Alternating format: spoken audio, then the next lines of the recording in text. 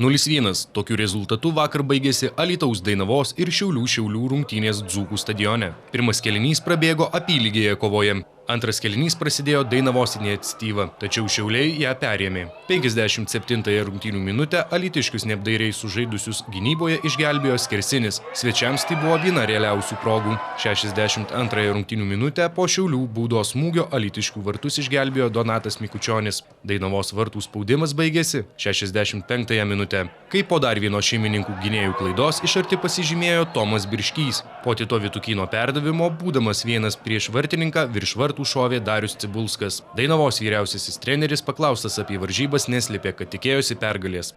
Labai sunku kažką iš tikrųjų komentuoti. Galiu pasakyti tik vieną, aišku, pralaimėjom rungtynės, kurias neslėpsiu tikėjomės laimėti.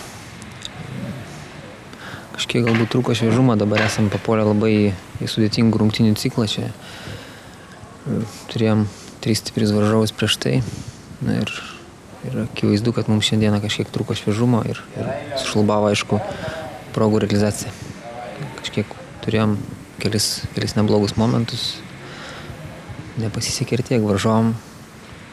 Savo ruožtu, sakykim, kažkiek pasisekė. Ten mūsų du žaidėjai nesugebėjo kokybiškai išmušti kamuolį ir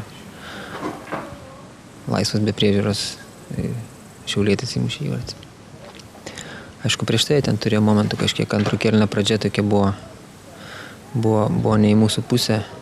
Jie ten kurie pavojai prie mūsų vartų ir, sakykime, gal netgi dalinai link to ir ėjo, tik tai, kad gaila, kad neįmušė ten, kur galėjo, o įmušė ten, kur mes jiem praktiškai leidome mušti.